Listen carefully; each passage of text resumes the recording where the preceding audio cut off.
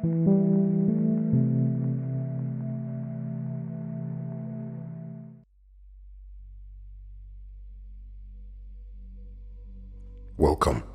to the Reality Revolution. I'm your host, Brian Scott. Today we're going to have some fun. One of my previous episodes was how to create and use energy balls.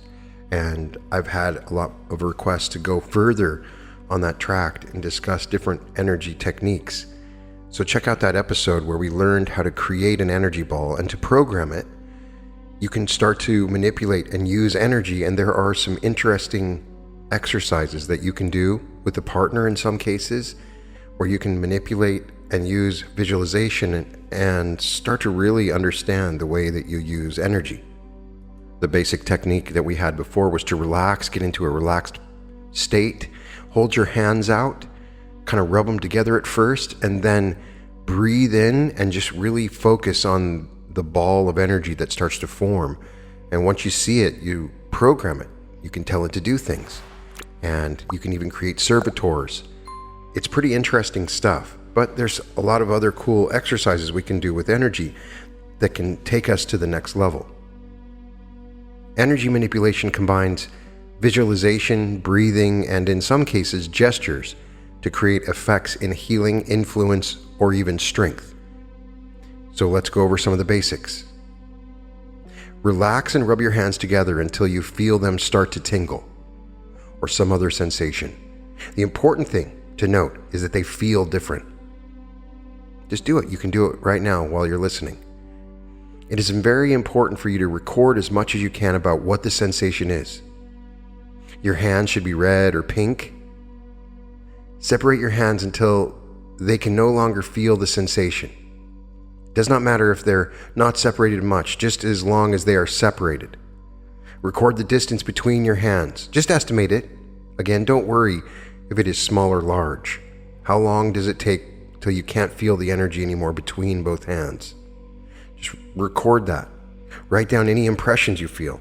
What is the sensation like? Does there seem to be a direction to the sensation? You want to enjoy this and have fun. You're experimenting with the energies of the universe. After practicing this, begin to track the distance you are measuring between your hands. You may start to feel there is a consistent direction of flow. You may be able to see a flow. You may feel it, or you may even hear a current.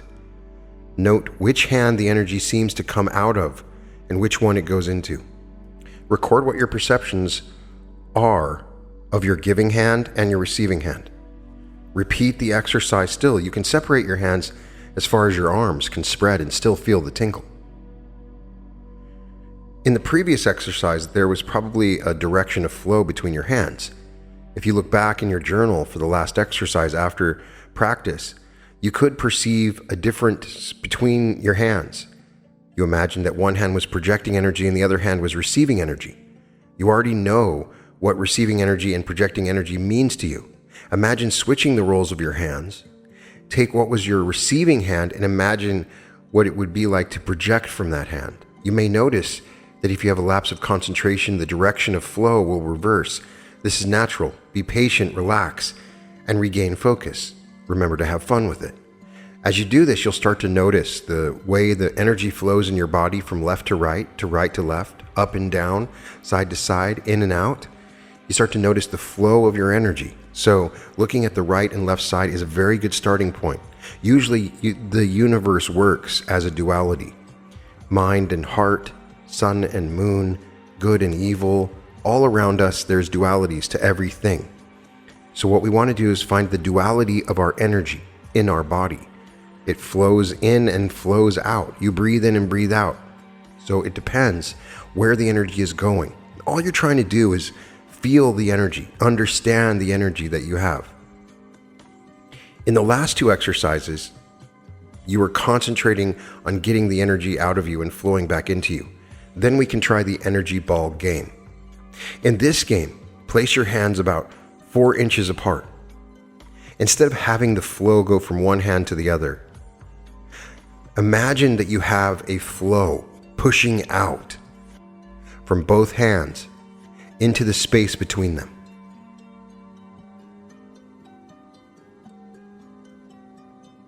Do it for just a few moments.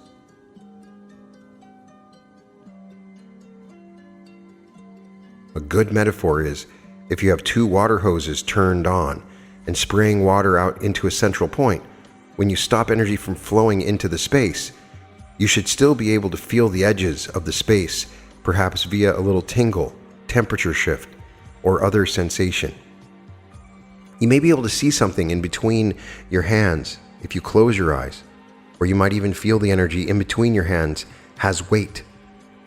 Record any sensations you have. Attempt to keep putting more energy in between your hands till you have a perception that this ball of energy looks bigger or feels bigger, or you know it is larger. Check out my episode on healing hands also. The hands are incredibly powerful, and we can exchange energy and use it to heal in all kinds of incredible things. This is just basic exercises for energy. Now that you have a lump of energy in between your hands, we're going to give the energy form. Close your eyes. Feel the unstructured energy lying in your hands. Imagine the energy is very lumpy Play-Doh.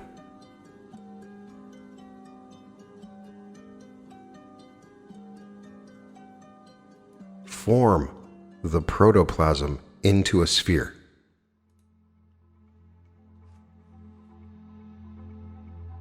Visualize and feel the sphere growing harder and more solid.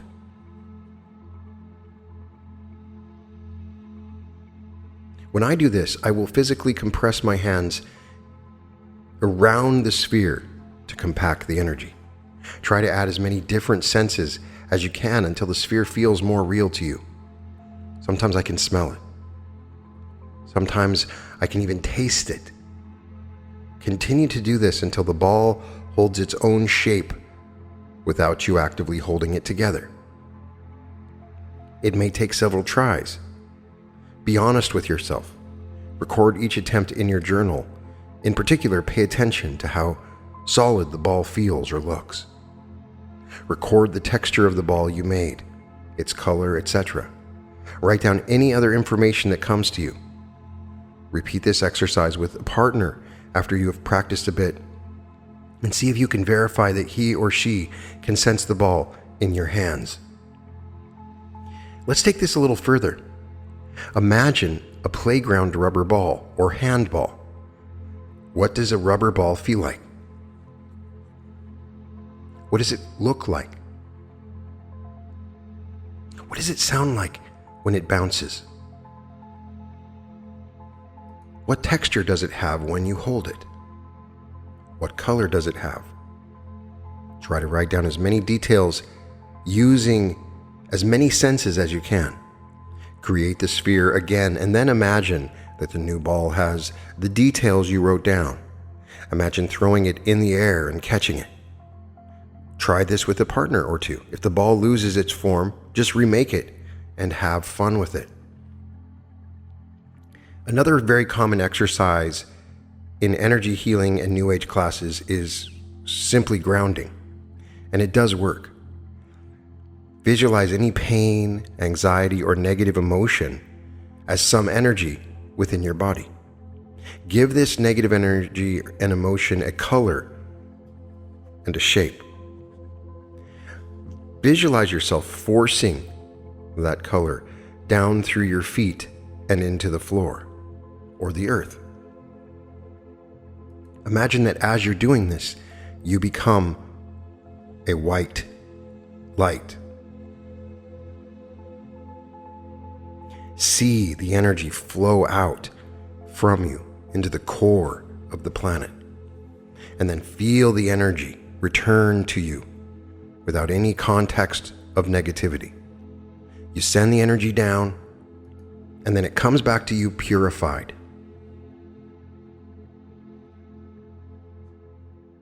At this point, I personally like to combine this visualization with the notion of a waterfall of light.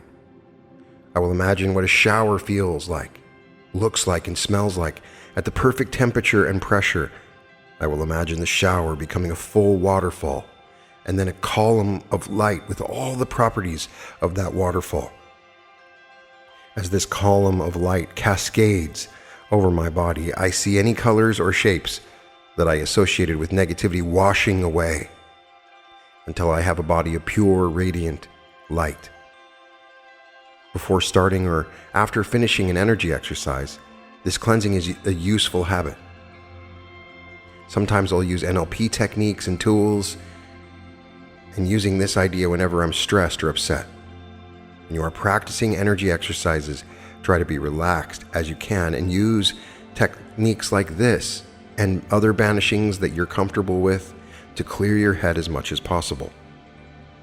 For each of these exercises, it's important to have fun and play. Your mind needs to be in a joyful attitude. You need to treat this like you're a little kid having fun playing with a toy. Ask yourself some questions. Does breathing different affect the flow or the strength you feel? Everybody's different. Does maintaining a certain posture seem to help? When you're sending energy between your hands, try visualizing the flow of energy as a specific color. Does this change the effect? Is there a certain color that with the energy flow seems to have a specific effect? Does visualizing this with a color affect your mood? Try experimenting with this exercise using both breathing techniques and different colors to visualize the flow.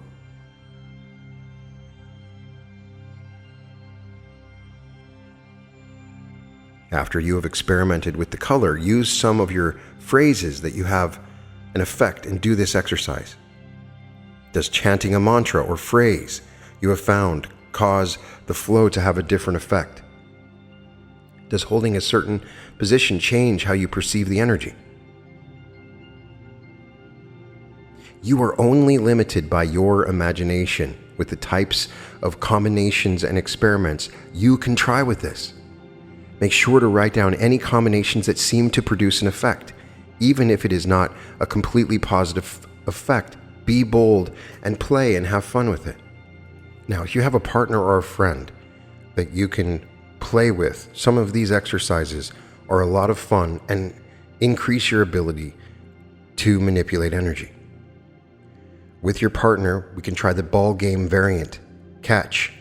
With your partner, match the direction of the energy flow so that your receiving hand is pressed against the producing hand of your partner and vice versa. This is essentially creating an energy circle. Allow the energy to flow between you and your partner for a few minutes so that you become comfortable with each other. After a few minutes, break the circuit. You should each try to force both hands to output energy. Couple your hands around the sphere as if it is a small sphere. Position your arms so that each person can reach the sphere. Imagine with all 5 of your senses a rubber playground ball forming between you. Throw the ball up and make sure it can stay cohesive. After that, play catch with the sphere. Feel free to defy Newtonian physics. Throw the ball against the wall, bounce it against the ceiling, or have it trace out irregular paths. For few people who need it, this is not dodgeball. Now repeat the game, but this time try to use different breathing patterns while you are forming the sphere. Another ball game variant is inner taffy. Use the procedure in the last exercise to create a combined energy ball. Once the ball is created, one person should stick his or her fingers into the ball. After the exercise, that person should journal about the experience. The other partner should repeat this process. After each of you have determined how the ball feels, you should both grab it and start molding it into whatever you desire, as if it were a lump of clay. If you can agree on a new shape to mold the ball into, feel free to be creative. If not, just mold it as desired, according to your whim. Abstract creations are great. Record the new abstract shape. If you both agree on a shape, keep working on it until you agree that it is indeed both what you are imagining. So you end up imagining together the shape of this ball or piece of energy. And you can have fun with it. Get a third participant and hand that person the new creation without saying what the shape is, and let the person guess. You can start simple. Cones, hearts, clouds, spheres, cylinders, and other simple objects work well. You can then move on to more complex objects like 3D infinity symbols, chaos stars, hourglasses, cups, swords, and all other sigils and symbols. There's even more games you can play with the energy ball. There's the elemental ball game. Not surprisingly, the energy ball games continue.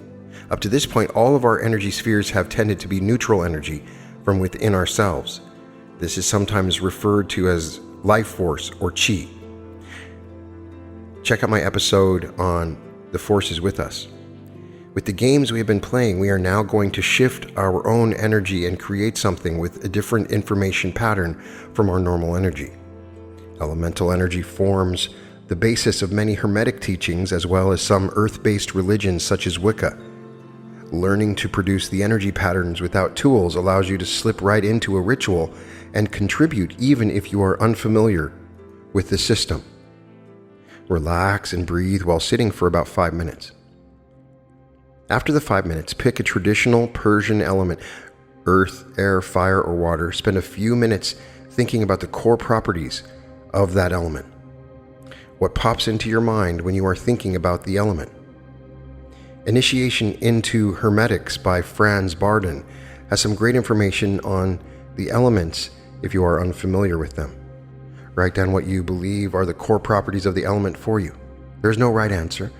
Try to express each element in terms of the 5 senses and try to have details for each sense. 5 for me might be associated with red peppers for taste and warmth for feeling. Repeat for each element until all 4 are completed. Spirit is an unusual element, and it is the most ephemeral element. We are going to skip the spirit element. Feel free to experiment with it on your own. Using your personal correspondences and the core schema of each element, create a sphere of energy. So you go through the feelings and the smell and all the different associated senses for each element, and you try to imagine those to bring back that element. And you create a sphere of energy this way. As you are forming the ball and the details you imagined corresponding to that element, hand the element to your partner. Do not tell your partner what type of energy sphere you gave him or her. Ask instead. Record what your partner thought it was opposed to what you thought it was. Right and wrong are irrelevant in this game. You may notice that the sphere looks different, sounds different. Later, as you practice, you may get a much better intuition of how to label that difference, what element it is. Now have your partner produce the ball and you guess what the element the sphere is. There's the switch elemental ball game. In the first elemental ball game, we created a sphere of an element as a warm-up. Repeat that exercise. Now with the partner, take the sphere and then charge it to a different element. When you return it to your partner, have him or her guess which element it is. Most importantly, have your partner note how it is different from when he or she handed you the sphere. Remember to sense each aspect of the element with all 5 senses and then change each sensory part of the ball of energy. For instance, for earth, see it as a rock, then as rock meeting to lava, and then just a fireball. Of course, the other 5 senses should shift too. This is easier if you break down the conversion process into mental steps for each elemental conversion. There are 12 possible conversions. Since you have sensory details written down for each element, you can sit down in advance and figure out how to shift one to the next. Try to imagine a metaphor for each conversion. Earth to fire, fire to water, water to air. Another game is the hoverball game. You make a sphere of energy, and as you create it, will the ball to defy gravity and stay where it is without support. At first, just imagine with all 5 of your senses that the sphere stays where you put it. After you get the ball to hover, walk 10 steps away from it and come back to the ball. If it loses cohesiveness, reduce the distance and repeat until you get the ball to hover successfully. Keep increasing the distance you can walk away from the ball and have the ball stay exactly where you told it while remaining intact. After you get about 50 or more feet away, feel free to go on to the next game. Of course, if you are really a go-getter, keep trying to extend the distance. After each attempt, write down in your journal how far you were able to walk away and still have the ball hover. Then there's the puppy ball game. Create a ball that you can hover, as in the hover ball game. Instead of having the ball remain stationary, try to get the ball to follow you around at a certain height off the ground. Pay attention to the ball as it follows you. After you are sure that the ball is following you, stop paying attention to it. See how long it takes before the ball dissipates. Continue to try to extend the time the ball can follow you without concentration. After you reach 10 minutes or so, find a partner and each allow your energy ball to follow the other person. Verify that the other person's ball is still there. See how long you can keep the ball going. Write down your increasing success in your journal. Then there's the moon ball game. Create a ball that you can follow you in the puppy ball game.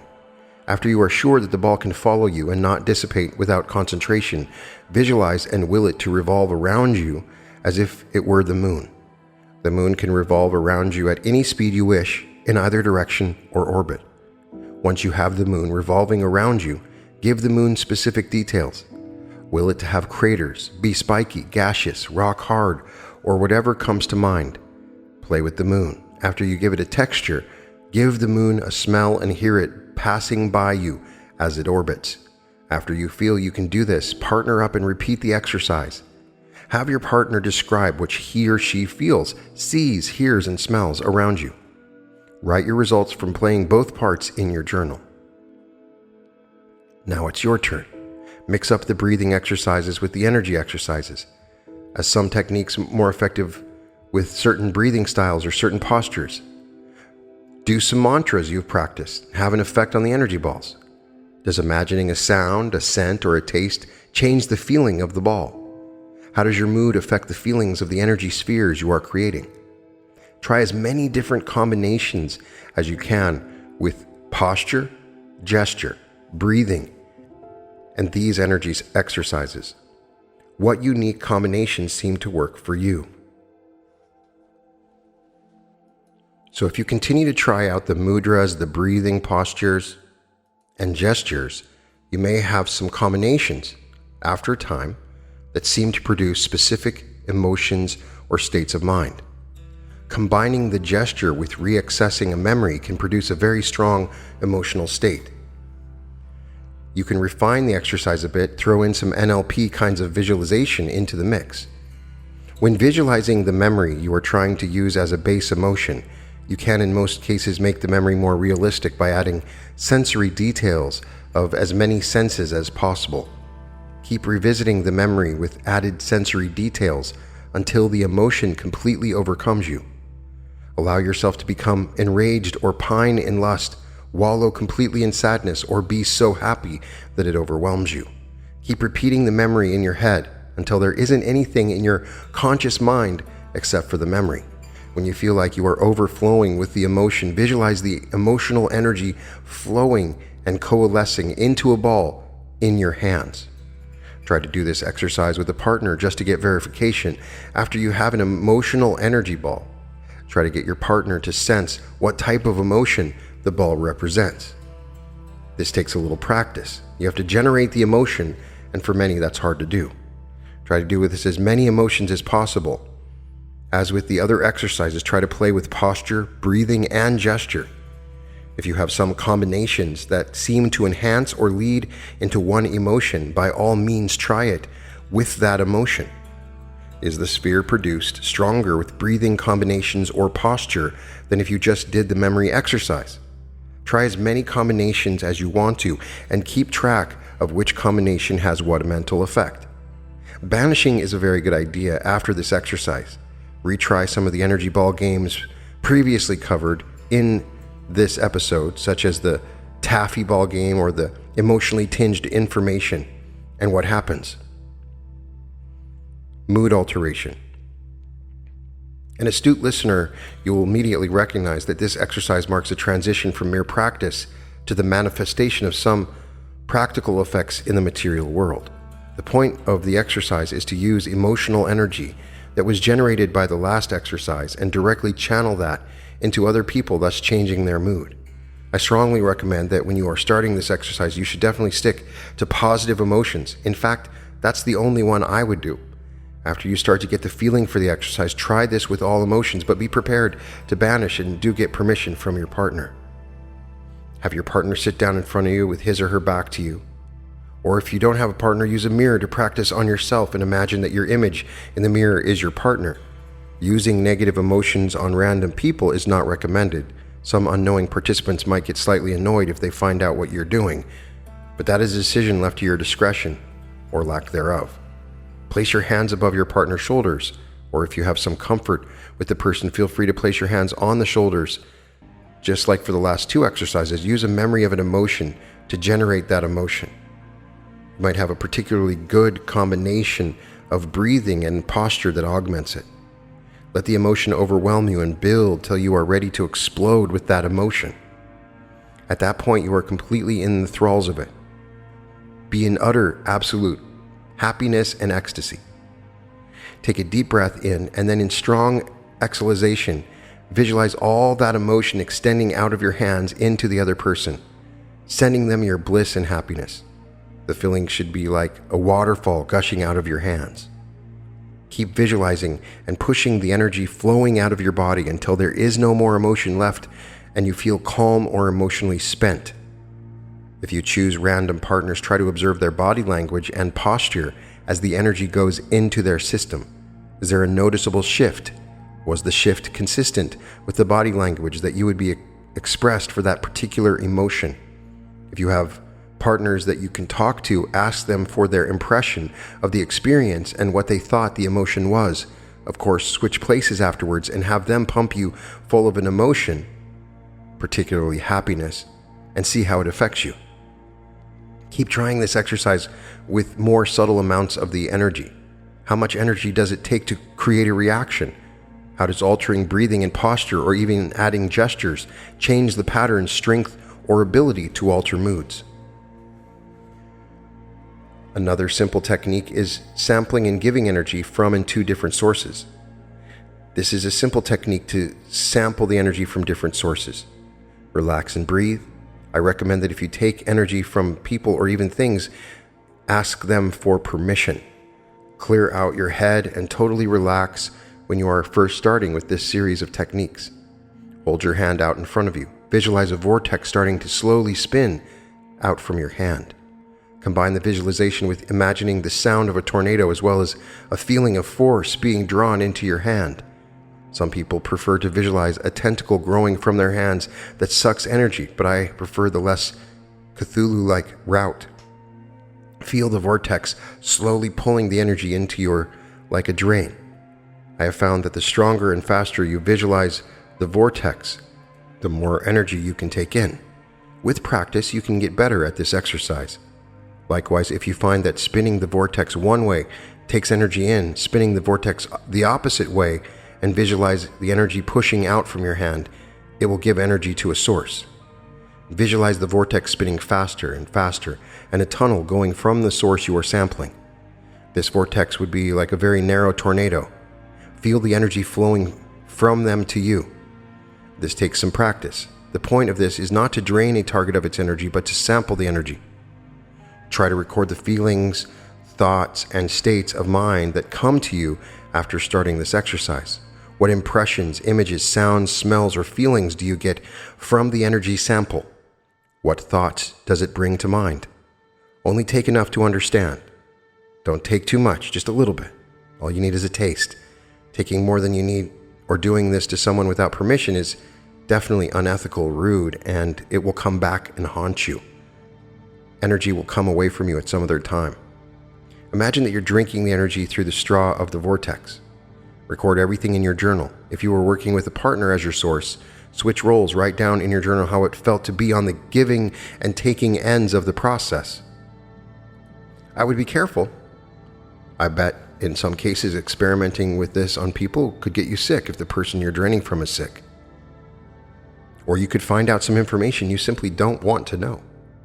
The technique, however, is a useful building block to sample and use energy from other sources. When I attempt to take something's essence, I will usually ask permission and give the same amount of energy back to the source, even if it's an object. Often with entities and people in a spirit model, this creates a solid friendship. With trees, it starts a great rapport. With a lake, it forms a connection.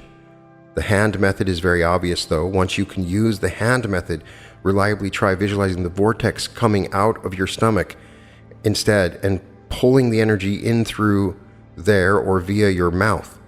At this stage in the exercise, you should be able to be discreet. As a final experiment, try to use the vortex visualization from your eyes alone. Once you're able to use the vortex to pull the energy, repeat the process, trying to push energy or give energy with the vortex. This visualization should produce more of an energy push than you normally would be able to push out. Spin the vortex the other way, or just will it to be a pushing, not a pulling, and push the energy out. Replicating energies. Once you have the energy sampling technique down, there is an interesting series of experiments that you can do as you map out how different energies feel. Our brains discern no difference between the memory of a thing and the thing itself. The previous emotional energy games suggest that the memory of an emotion can be enough to replicate that emotion and produce an energy that is transferable from an energy model. But emotions are not the only concept that can be replicated. Once you have sampled an energy source, use the memory of the tasting of the energy source to produce the energy. Try to remember an energy source you have sampled or review your journal notes. Relax and breathe. At first, use the progressive relaxation and meditation to become completely relaxed.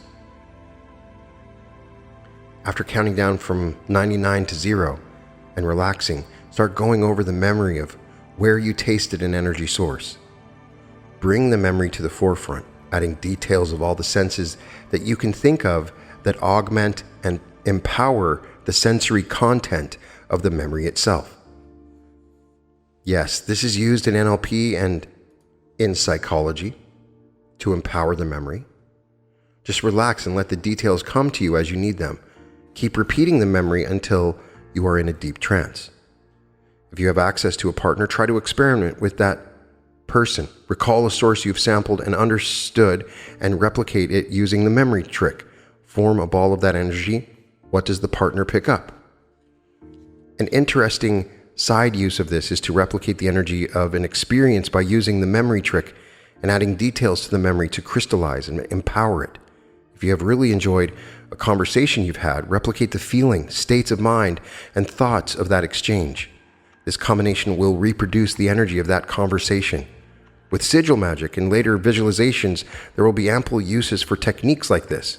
Of course, merely surrounding yourself with the energy and vibrating that energy might be enough to attract it and have more interesting conversations or events. This is a technique alluded to in Taylor Elwood's space/time magic. You can also learn to shield and create barriers. Creating a barrier around you is a prerequisite to evocational work and some forms of shamanic magic, but it can be used for far more than merely a protective bubble. As you're listening, write down other ideas you have for these shielding techniques. One game is called the large ball to shield game. You make a ball as you have in the past, but continue to feed the ball till it is big enough for you to walk inside. This might take some time, so be patient. Once the ball is large enough to actually cover the entire body, verify the size and strength of the field with a partner if possible. Step inside the ball. See how it feels. First, to cross the boundary into the huge ball, and second, to be inside the energy ball. Change the consistency of the ball to be hard and impenetrable. Feel it coalescing to a solid shell around you. Once you have completed this, destroy the ball and recreate it, but instead of making a ball large enough to step in, just make a bubble around you, again visualizing it as a hard shell. With a partner, continue to check on the bubble. As with other exercises, try not to think about the bubble for increasing lengths of time and verify with a partner how long the bubble can last before it is no longer present. Keep doing this exercise until the bubble seems to remain intact without losing strength for an extended period of time. Over 15 minutes, strengthening the barrier is the same as asserting a psychic shield. If you don't have a partner to test with, practice this alone for a while. Before you start practicing this exercise, go to a place that is packed with people. After you are confident with your barrier, go back to that crowded place. Do people in that crowded place react differently to you than they did before? Do they bump into you less? Do they move out of your way more often? There's also the color, shape, and texture bubble game. Once you are reasonably sure that you can create a barrier for yourself, give the barrier different aspects in the same way you gave your ball different textures. If you can, practice this with a partner. You can make the sphere rubbery, mirror-like, or golden. Use any combination of texture, color, and density. Practice with different combinations of visualizing your bubble, changing from what it normally is to an entirely different impression. You need to be relaxed and stay focused on the task. Try to spend 30 minutes or more locking the bubble into the new impression. Practice with the combinations and see if you can get confirmation that people can pick up a subtle difference in your aura. What is the reaction out in public to different combinations? If you have a partner, have him or her confirm the presence of the bubble and keep checking on the construct at more and more distant intervals. If you don't have a partner, use the reaction of random people in an area you don't know to judge the impact. Does the bubble fade over time? As you practice more often, does the bubble fade less? Often in simple psychic shielding, simple visualizations are used to empower the bubble. This is not enough. Try to incorporate all senses and push energy into the bubble to empower it as you are giving the bubble more informational content as well. Feel and visualize the bubble becoming as you will it to. A strong shield is a good foundation for multiple paradigms of magic and imagination. However, in practice, a shield can be drained of its energy, and it is only as strong as the practitioner's willpower. If you're faced with a situation in which you must defend yourself in astral wandering or in other shamanic techniques, use your shield to deflect attacks, but evoke constructs or spirits to defend you. Another is the elemental auric manipulation game. As with the shield ball game, create a bubble around you. Create the bubble using an elemental component from air, fire, water, and earth. You researched individual components of this system earlier in a previous exercise. Try to have a partner describe which element you are trying to emit via your large shield ball. Attempt to do each of the elements. The partner should check to see that the entire ball around you is of that elemental type. At this point, you should reverse roles with your partner. Again, it takes a little time to master the sensitivity parts of this exercise. Remember, this is about having fun. Try to continue forcing energy into the bubble around you by increasing its size and strength. As with the shield ball game, see how long your bubble can remain at full strength before noticeably diminishing in strength. Continue practicing this exercise until the bubble does not seem to diminish for a reasonable length of time, like 15 or more. There's also the emotional auric manipulation game. Using what we learned before about emotions, once again, partner up if possible or test your auric manipulation by walking around in random places. Now take an extreme emotion via reliving a memory like we discussed earlier. Fill yourself completely with emotional energy using the methods we have before. At home, try to do this with as many emotions as you can. In a workshop, choose one of the emotions we've been working with. Lust, love, bliss, happiness. Only when you're really good do you want to experiment with other emotions. Create a shield ball around you with the emotional energy using whichever way is easiest. Verify the strength of the bubble as well as the type of emotion with a partner. Switch roles and repeat. Once each partner can do this exercise, record in your journal how the bubble of emotion makes your partner either want to talk to you or avoid you. As with the shield bubble game and the elemental auric manipulation game, try to extend the auric change for long periods of time. Once you're pretty sure that you can hold this auric manipulation for an extended period of time, change your interval emotion while leaving the outer auric manipulation intact. Attempt to verify this with a partner and see if that person can tell what the inner emotion is. Keep going with this exercise and strengthen the bubble with a partner till you can get 6 foot or more concentrated sphere of that type of emotion around you. Once you can do that, go out to a public place with the auric shifts and record how people treat you. Obviously, one example is to go to a nightclub while exuding lust into your aura. This will be one more auric section of techniques to try out later in your adventure. Then there's the planetary ball game, one of my favorite visualization energy practices. This exercise builds off the moon ball game. Just as you did for the moon ball game, make a sphere that revolves around you like a moon. Give the sphere whatever characteristics you desire. After the first moon is built, add a second sphere, a planet. Once this is achieved, build a third orbital ball, and then a fourth, and so on. While concentrating on 5 revolving spheres with all 5 of my senses, I will slip into a trance state. An interesting variant of this exercise that adds practicality is to consciously control the planets instead of setting them up in an automatic orbit. You can have each of the balls draw out a part of a sigil together with one ball following the next ball in a sequence. Keep doing this until the ball and the globes automatically are tracing out the sigil. At first, try to have all of them draw out the same sigil in your imagination. For a more difficult variation, have each sphere draw the sigil separately. There is no way for me to do this and not slip into a deep trance. If you can do this and remain perfectly lucid, you are a superhuman. In that case, try it with 10 or 15 planets until you reach a point where the conscious mind has reached its threshold of control. As with other energy exercises, try to use all the senses in building this. See if you can make the exercise more potent by combining the exercise with certain breathing gestures, even particular incense.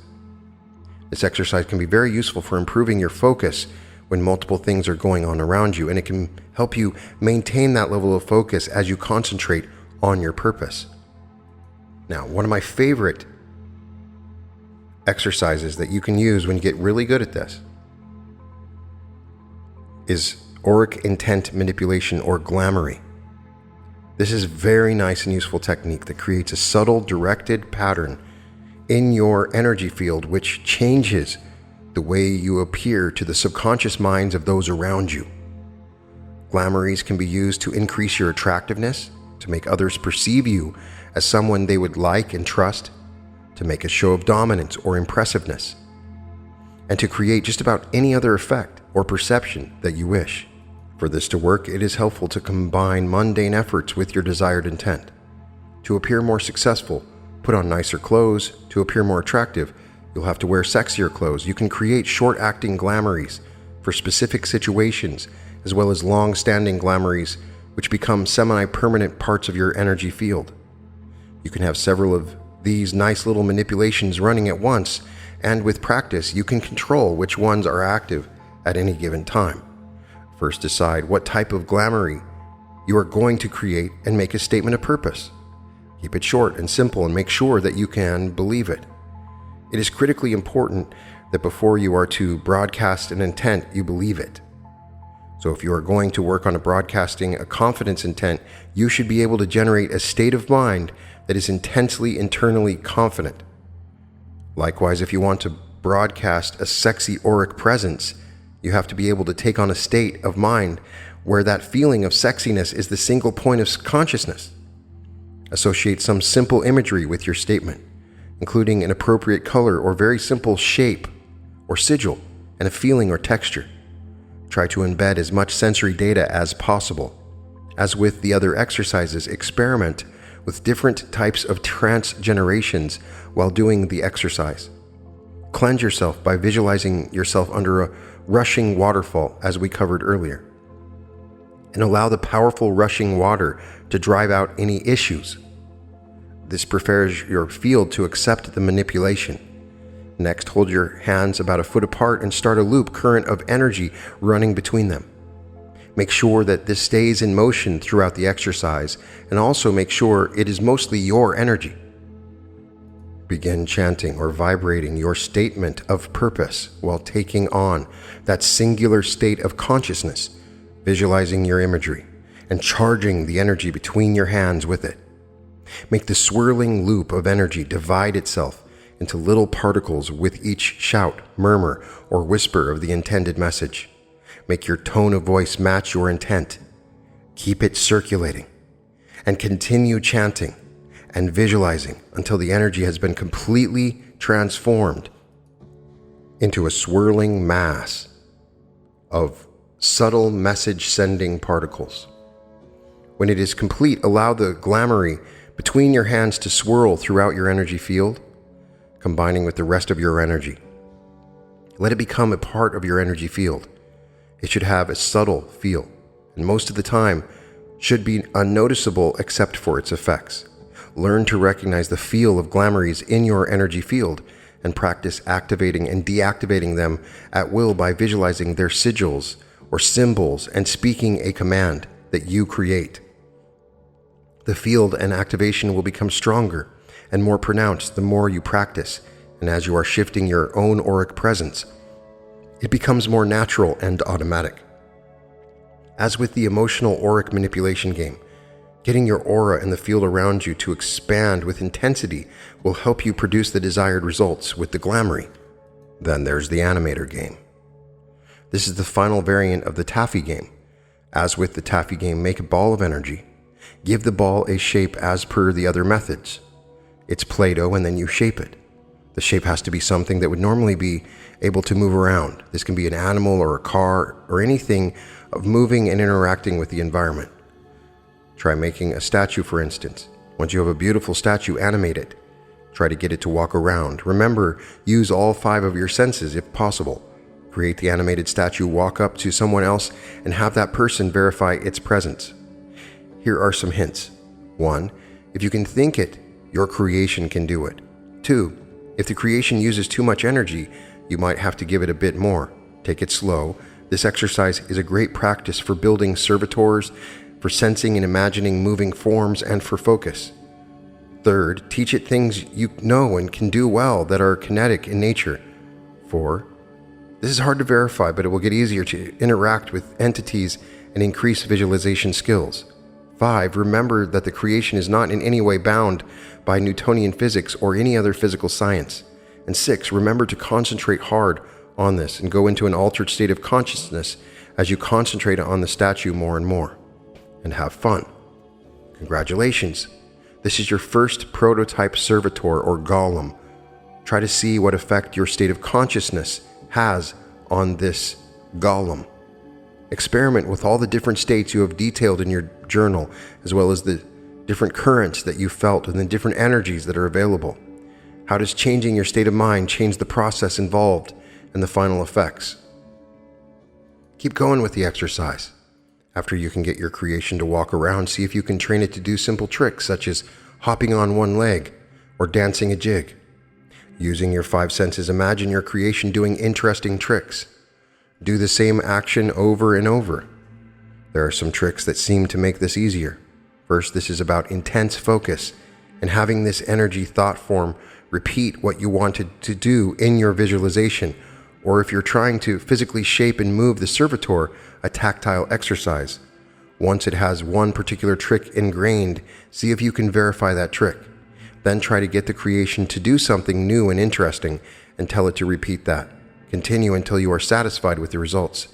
Remember, you should focus in on the puppet to the exclusion of everything else around you.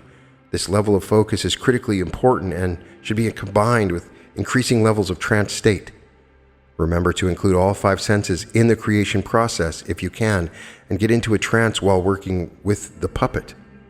We have spent much time on different states of mind, and you should have some good trance generation rituals or procedures in your notes by the time you're doing this exercise.